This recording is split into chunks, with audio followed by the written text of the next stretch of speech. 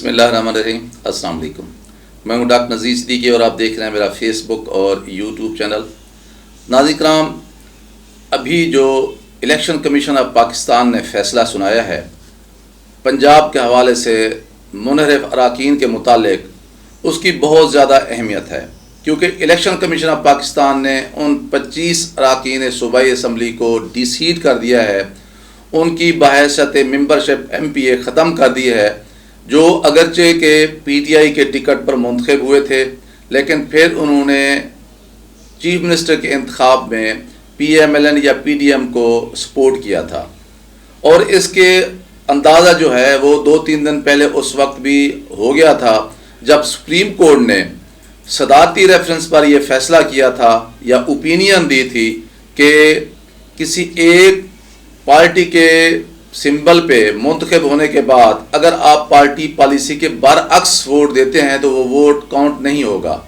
چنانچہ election commission of Pakistan نے supreme court کے اس فیصلے کی نقل حاصل کی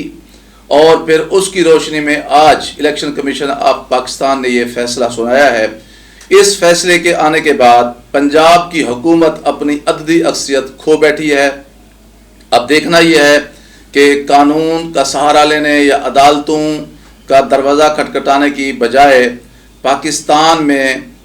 ایک سموتھ طریقے سے نئے الیکشن کی طرف جایا جاتا ہے،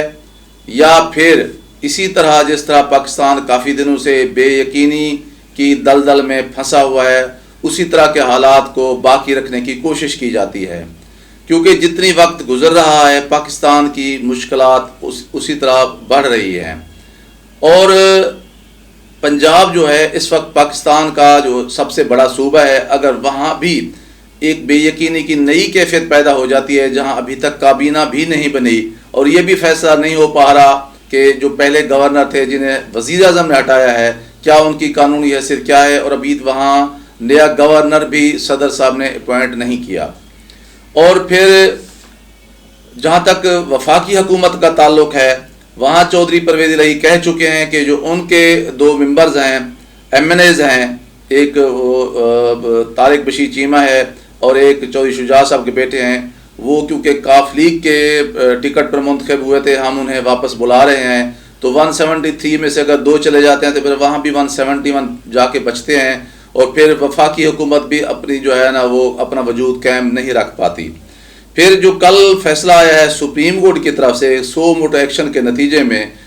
اسے ایسے کہا جاتا ہے کہ اس نے اس نئی حکومت کو کے جو ہاتھ باندھ دیے ہیں۔ سپریم کورٹ نے ایک 100 موٹو ایکشن لیا ہے اور اس کے بعد پھر نیب میں اور ایف آئی اے میں ہائی پروفائل جو کیسز ہیں اس میں پوسٹنگ اور ٹرانسفر پر پابندی لگا دی ہے،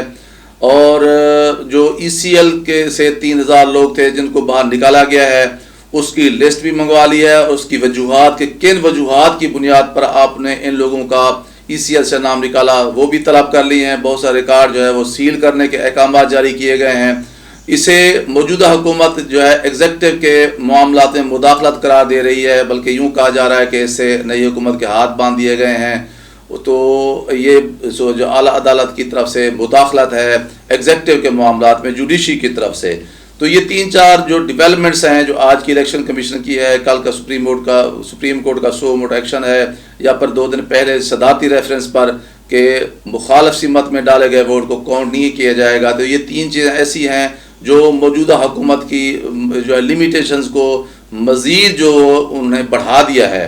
تو پھر وہی ایک ہی راستہ جا کے بچتا ہے کہ پاکستان میں نئے سرے سے الیکشن کروا دیے جائیں، کیونکہ جتنی وقت گزر رہا ہے پاکستان کی معیشت تباہ و برباد ہو رہی ہے، بے یقینی کی کیفیت ہے، اور ملک میں ایک تصادم کا سا ماحول بن رہا ہے۔ اور پھر آج جو ہے وہ 20 مئی ہے، ملتان میں عمران خان کا جلسہ ہے، انہوں نے لانگ مارچ کی اپنی ڈیٹ دینی ہے، اور اگر وہ لانگ مارچ کی اپنی ڈیٹ دے دیتے ہیں تو پھر اس کے بعد بہت مشکل صورتحال ہو جائے گی حکومت کے لیے۔ اس کے پاس پھر 2 ہی راستے ہیں، ایک تو یہ ہے کہ یا پھر وہ ریزائن کر کے نئے الیکشن میں چلی جائے، یا پھر یہ ہے کہ وہ سختی کرے، عمران خان کو اریسٹ کرے، اور جو لوگ جلسے جلوسوں میں جاتے ہیں ان کو اریسٹ کیا جائے۔ اور پھر یہ ہے کہ حکومت جو ہے وہ پچھلے کافی دنوں سے خبریں بھی آ رہی ہیں کہ حکومت چاہتی ہے کہ اسے اسٹیبلشمنٹ اسی طرح کا تعاون دے جس طرح کا کہ وہ عمران خان کو دے رہی تھی، اس کا مطلب یہ ہوا کہ اگر ہم عمران خان پہ سختی کرتے ہیں، اسے اریسٹ کرتے ہیں، تو پھر ہمیں فورسز جو ہے نا فراہم کی جائیں، اس میں رینجرز بھی ہو سکتی ہے، اس میں آرمی بھی ہو سکتی ہے، اس میں مختلف ایجنسیوں کی ہیلپ بھی ہو سکتی ہے. تو ظاہر ہے جو اسٹیبلشمنٹ ہے وہ اس قسم کے کسی کام میں کوئی دلچسپی نہیں لیتی، وہ اپنے آپ کو اے پولیٹیکل کہتی ہے یا نیوٹرل کہتی ہے. اسی طرح جو قیمتیں بڑھانے کا ایشو ہے، اب اس میں حکومت کے اندر یہ اتنا اعتماد نہیں ہے کہ وہ پیٹرولیم مصنوعات کی قیمتیں بڑھائے تاکہ وہ FIA سے جو IMF سے جو ہے وہ قرض لے سکے. اس کے لیے بھی وہ کہتی ہے کہ نیشنل سیکیورٹی کمیٹی کا ایک اجلاس ہو جس میں سویلین اور ملٹری قیادت دونوں بیٹھ کر یہ بوجھ جو ہے اپنے کندھوں پہ اٹھائیں. تو ظاہر ہے اسٹیبلشمنٹ یہ کس طرح کر سکتی ہے کہ 70 سال کی تاریخ میں کبھی بھی کوئی جو اقتصادی فیصلے ہوتے ہیں یا قیمتوں کا بڑھانا یا کم کرنا، یہ تو ایگزیکٹو کے اختیارات ہوتے ہیں. تو اب حکومت یہ بھی توقع کرتی ہے کہ بھی اگر ریٹ سامنے بڑھانے ہیں، قیمتیں بڑھانی ہیں اور قوم کے اوپر کوئی بوجھ ڈالنا ہے تو اس میں بھی حصے دار بنے، ساجھے دار بنے اسٹیبلشمنٹ. ظاہر ہے وہ اس سے انکاری ہے. تو اس بنیاد پر بھی اسٹیبلشمنٹ اور موجودہ حکومت کے درمیان فاصلے بڑھ رہے ہیں. اور اب جو ہے نجم سیٹھی یہ بھی کہہ رہا ہے شہباز شریف سے کہ تم جو ہے تگڑے ہو جاؤ اور آنکھیں دکھاؤ اسٹیبلشمنٹ کو کہ بھی ٹھیک ہے، ورنہ پھر ہم اسمبلیاں توڑتے ہیں اور تم جانو پھر عمران خان جانے وہ 2/3 میجارٹی لے کے آ جائے گا، پھر اسٹیبلشمنٹ کو لگ پتہ جائے گا. تو اس طرح کا ایک ماحول ہے جس طرح کہ جیسے خدا نخواستہ خانہ جنگی کا ایک انوائرمنٹ اور ایک ماحول پیدا کیا جا رہا ہے، جس سے پاکستان کو بہت زیادہ نقصان ہو رہا ہے. خاص طور پر آج کے بعد جب پنجاب میں 25 اراکین کو ڈی سیٹ کر دیا گیا ہے اور وہاں کی جو CM شپ ہے وہ ڈاواڈول ہو چکی ہے، بڑا صوبہ جو ہے وہ ایک عینی بحران کا شکار ہو چکا ہے. تو اب ماسوائے ایک ہی راستے کے کہ نئے الیکشن کروا دیا جائیں، جس کے لیے کیئر ٹیکر گورنمنٹ بنا دی جائے اور وہ بجٹ بھی پاس کرائے، اور جو کڑوے جو اور فیصلے ہیں، مشکل فیصلے ہیں معاشی محاذ پر، وہ بھی کیئر ٹیکر گورنمنٹ لے لے اور 2-3-4 مہینے کے بعد الیکشن کروا دیے جائیں تاکہ پاکستان موجودہ دلدل سے باہر نکل سکے. بہرحال آج کا جو جھٹکا ہے موجودہ حکومت کے لیے، اس سے باہر نکلنا اس کے لیے بہت مشکل ہو گیا ہے، اور لگتا یہی ہے کہ اب اسمبلی کا جانا ٹھہر گیا ہے اور نئے الیکشن جو ہیں اب نوشتہ دیوار بنتے ہوئے نظر آ رہے ہیں. ناظرین کرام، آپ سے گزارش ہے کہ میرے YouTube channel doctor Nazir Siddiqui کو سبسکرائب فرمائیں، اس ویڈیو کو زیادہ شیئر کریں، گھنٹی کے بٹن کو ضرور دبا دیا کریں تاکہ میری تمام ویڈیوز آپ دوستوں کی خدمت میں پہنچ سکیں. اگلے ویلاگ تک اجازت، السلام علیکم.